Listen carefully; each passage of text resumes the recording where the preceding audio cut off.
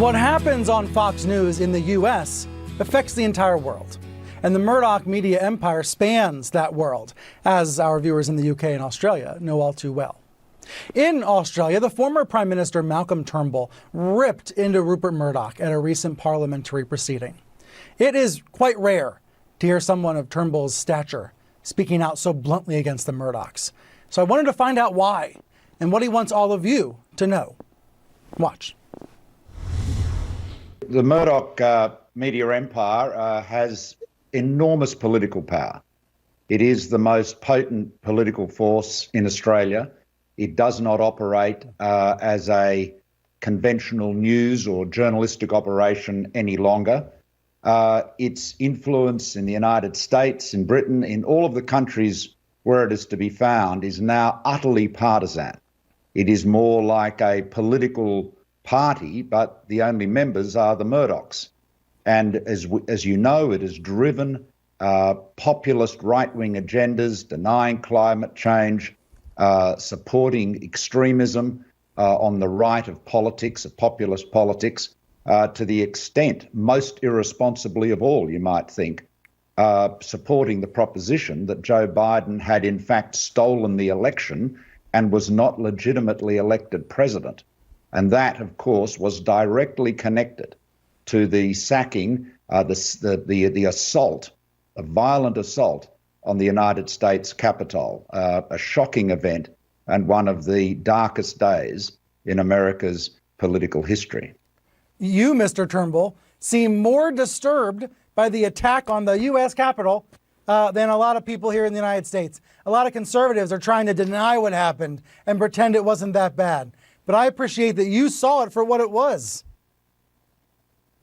Well, it was an assault on democracy. It was, and you see, what Murdoch has delivered, largely through Fox News in the United States, is exactly what Vladimir Putin wanted to achieve with his disinformation campaigns, turning one part of America against another, so exacerbating the divisions that already exist in American society and undermine the trust Americans have in their democratic institutions. Now, that was the objective of the Russian disinformation campaign, and that is exactly what has been delivered by Fox News and by other players in that right-wing populist, media ecosystem.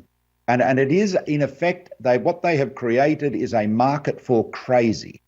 They've become unhinged from the facts. It is now basically, they've worked out that you can just make stuff up.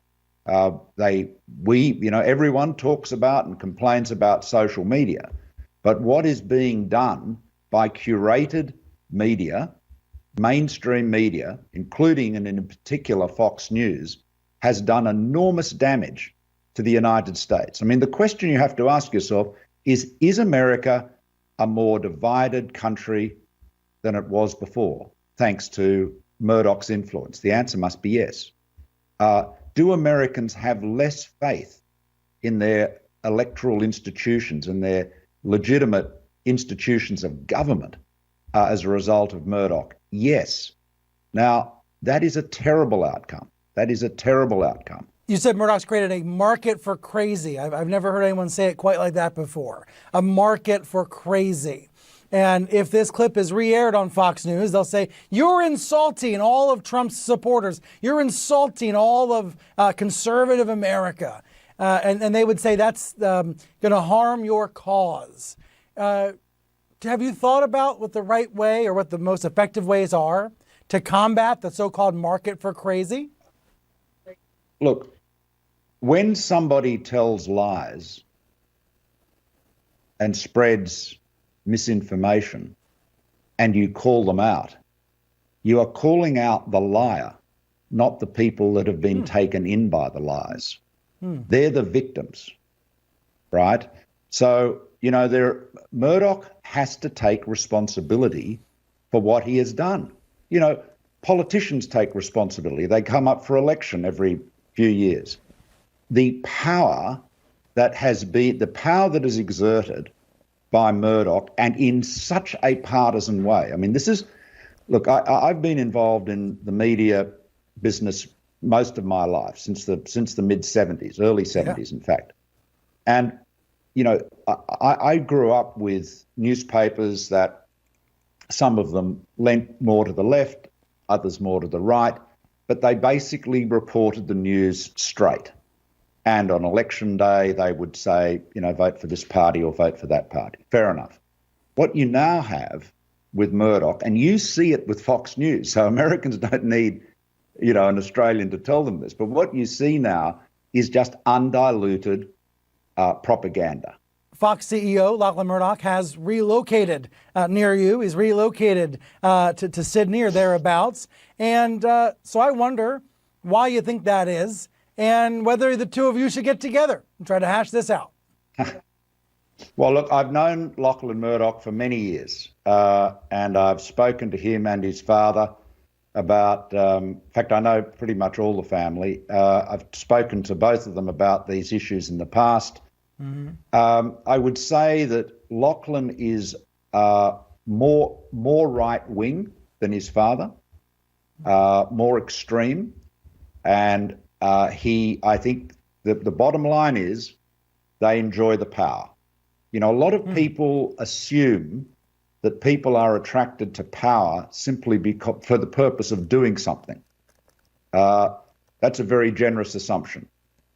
Many people in the media, in business, in politics, are attracted to power for its own sake. And asking them, why do you want to exert this power, is like saying to somebody, why do you want to have sex? It's an urge.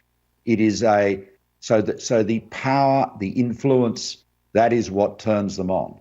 And it's very, very dangerous. I mean, I saw the relationship between Rupert Murdoch and Donald Trump. I have never seen a politician as deferential to Murdoch as Trump was.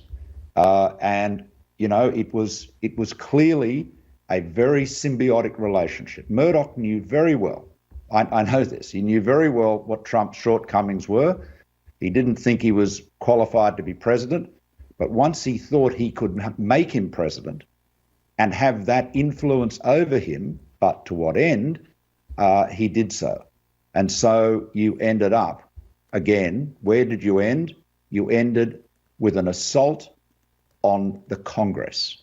You ended up with a country where a third, so I recently saw of the public, believe that Biden was not legitimately elected, in defiance of all the facts and all the reality. Now that is the type of outcome that Vladimir Putin could only dream of having achieved.